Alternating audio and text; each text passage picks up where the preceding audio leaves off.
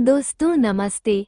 कैसे हुआ हनुमान जी का जन्म? यूं तो भगवान हनुमान जी को अनेक नामों से पुकारा जाता है, जिसमें से उनका एक नाम वायुपुत्र भी है, जिसका शास्त्रों में सबसे ज्यादा उल्लेख मिलता है। शास्त्रों में इन्हें वातात्मज कहा गया है, अर्थात वायु से उत्पन्न होने वाला। कैसे हुआ हनुमान जी का जन्म? पुराणों की कथानुसार हनुमान की माता अंजना संतान सुख से वंचित थी। कई जतन करने के बाद भी उन्हें निराशा ही हाथ लगी। इस दुख से पीड़ित अंजना मतंग ऋषि के पास गईं। तब मंतग ऋषि ने उनसे कहा, पप्पा सरोवर के पूर्व में एक नरसिम्हा आश्रम है, उसकी दक्षिण दिशा में नारायण पर्वत पर स्वामी तीर्थ है, वहां जाकर उसमें स्नान करके 12 वर्ष तक तप एवं उपवास करना पड़ेगा, तब जाकर तुम्हें पुत्र सुख की प्राप्ति होगी। अंजना ने मतंग ऋषि एवं अपने पति केसरी से आज्ञा लेकर तप किया था। 12 वर्ष तक केवल वायु का ही भक्षण किया। तब वायु देवता ने अंजना की तपस्या से खुश होकर उसे वरदान दिया, जिसके परिणामस्वरूप चैत्र शुक्ल की पूर्णिमा को अंजना को पुत्र की प्राप्ति हुई। वायु के द्वारा उत्पन्न इस पुत्र को ऋषियों ने वायुपुत्र नाम दिया। कैसे पड़ा हनुमान नाम? वायु द्वारा उत्पन्न हनुमान के जन्म का नाम वायुपुत्र था, परंतु उनका नाम हनुमान कैसे पड़ा, इसके पीछे भी एक रोचक घटना है। एक बार की बात है, कपिराज केसरी कहीं बाहर गए हुए थे। माता अंजना भी बालक हनुमान को पालने में लिटाकर वन में फल फूल लेने चली गई थीं। बालक हनुमान जी को भूख लगी। माता अंजना की अनुपस्थिति में ये क्रंदन करने लगे। सहसा इनकी दृष्टि उगते हुए सूर्य भगवान पर गई। हनुमान जी ने सूर्य को कोई लाल मीठा फल समझकर छलांग लगाई। रामायण युद्ध में हनुमान रामायण के सुंदर कांड में हनुमान जी के साहस और देवाधीन कर्म का वर्णन किया गया है। हनुमान जी की भेंट राम जी से उनके वनवास के समय तब हुई, जब राम जी अपने भ्राता लक्ष्मण के साथ अपनी पत्नी सीता की खोज कर रहे थे।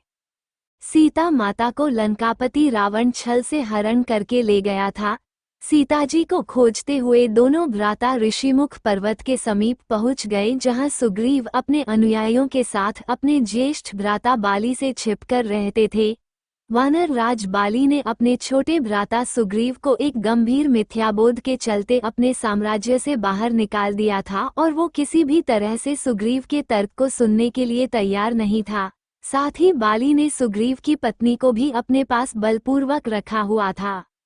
राम और लक्ष्मण को आता देख सुग्रीव ने हनुमान को उनका परिचय जानने के लिए भेजा। हनुमान एक ब्राह्मण के वेश में उनके समीप गए। हनुमान के मुख से प्रथम शब्द सुनते ही श्रीराम ने लक्ष्मण से कहा कि कोई भी बिना वेद पुराण को जाने ऐसा नहीं बोल सकता जैसा इस ब्राह्मण ने बोला। राम जी को उस ब्राह्मण के मुख, नेत्र, माथा, भौं या अन्य किसी भी शारीरिक संरचना से कुछ भी मिथ्या प्रतीत नहीं हुआ। राम जी ने लक्ष्मण से कहा कि इस ब्राह्मण के मंत्रमुग्ध उच्चारण को सुनके तो शत्रु भी अस्त्र त्याग देगा। उन्होंने ब्राह्मण की और प्रशंसा करते हुए कहा कि वो नरेश, राजा, निःसंकोच ही सफल होगा जिसके पास ऐसा गुप्तचर होगा। श्रीराम के मुख से इन सब बातों को सुनकर हनुमान जी ने अपना वास्तविक रूप धारण किया और श्रीराम के चरणों में नतमस्तक हो गए। श्रीराम ने उन्हें उठाकर अपने हृदय से लगा लिया। उसी दिन एक भक्त और भगवान का हनुमान और प्रभु राम के रूप में अटूट और अनश्वर मिलन हुआ। तत्पश्चात हनुमान ने श्रीराम और सुग्रीव की मित्रता करवाई। इसके पश्चात ही श्रीराम ने बाली को मारकर सुग्रीव को उनका सम्मान और गौरव वापस दिलाया, और लंका युद्ध में सुग्रीव ने अपनी वानर सेना के साथ श्रीराम का सहयोग दिया। सीता माता की खोज में वानरों का एक दल दक्षिण तट पे पहुंच गया, मगर इतने विशाल सागर को लांघने का साहस किसी में भी नहीं था। स्वयं हनुमान भी बहुत चिंतित थे कि कैसे इस समस्या का समाधान निकाला जाए। उसी समय जामवंत और बाकी अन्य वानरों ने हनुमान को उनकी अद्भुत शक्तियों का स्मरण कराया। अपनी शक्तियों का स्मरण होते ही हनुमान ने अपना रूप विस्तार किया और पवन वेग से सागर को उड़ के पार करने लगे। रास्ते में उन्हें एक पर्वत मिला और उसने हनुमान से कहा कि उनके पिता का उसके ऊपर ऋण है। साथ ही उस पर्वत ने हनुमान से थोड़ा विश्राम करने का भी आग्रह किया, मगर हनुमान ने किंचित मात्र भी समय व्यर्थ न करते हुए पर्वतराज को धन्यवाद किया और आगे बढ़ चले। आगे चलकर उन्हें एक राक्षसी मिली जिसने कि उन्हें अपने मुख में घुसने की चुनौती दी। परिणामस्वरूप हनुमान ने उस राक्षसी की चुनौती को स्वीकार किया और बड़ी ही चतुराई से अति लघु रूप धारण करके राक्षसी के मुख में प्रवेश करके बाहर आ गए। अंत में उस राक्षसी ने संकोचपूर्वक ये स्वीकार किया कि वो उनकी बुद्धिमत्ता की परीक्षा ले रही थी। आखिरकार हनुमान सागर पार करके लंका पहुँचे और लंका की शोभा और सुंदरता को देखकर आश्चर्यचकित रह गए। और उनके मन में इस बात का दुख भी हुआ कि यदि रावण नहीं माना तो इतनी सुंदर लंका का सर्वनाश हो जाएगा। तत्पश्चात हनुमान ने अशोक वाटिका में सीता जी को देखा और उनको अपना परिचय बताया।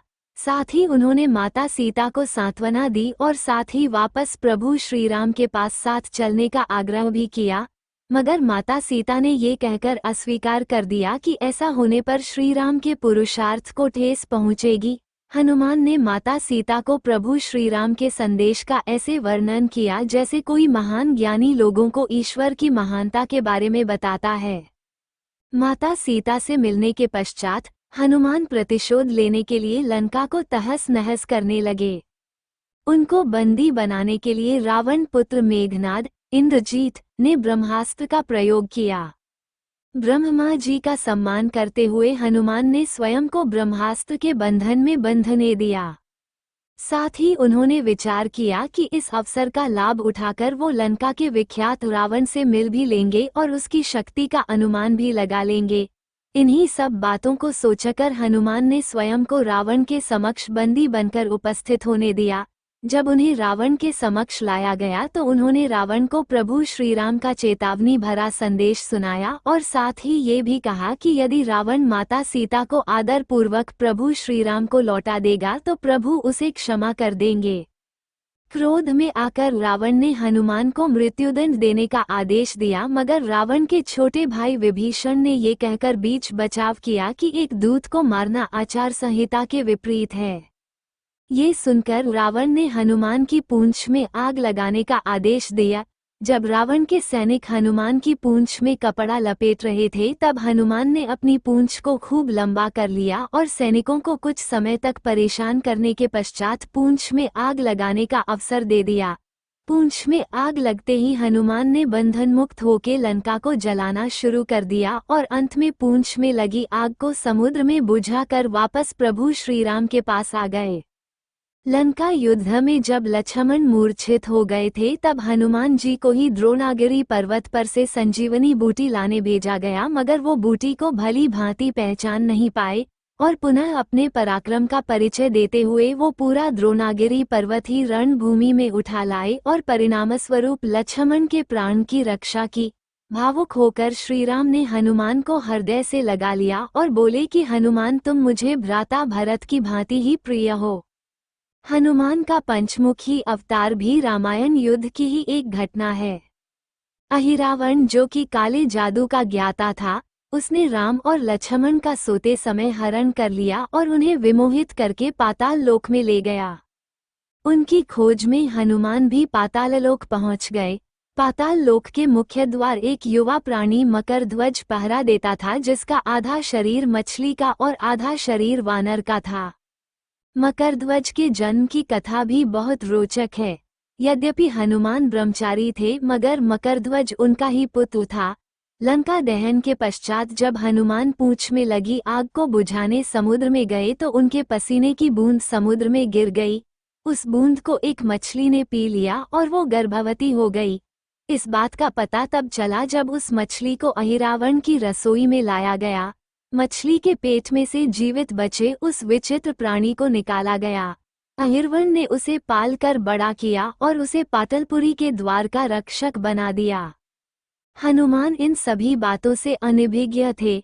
यद्यपि मकरध्वज को पता था कि हनुमान उसके पिता हैं, मगर वो उन्हें पहचान नहीं पाया क्योंकि उसने पहले कभी उन्हें देखा नहीं था।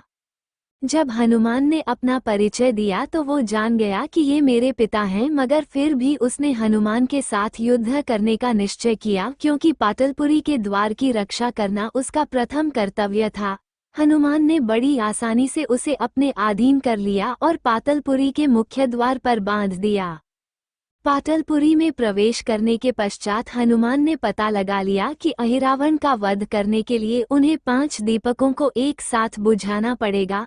अतः उन्होंने पंचमुखी अवतार श्री वराह, श्री नरसिम्हा, श्री गरुण, श्री हयग्रीव और स्वयं धारण किया और एक साथ में 5 दीपकों को बुझाकर अहिरावण का अंत किया।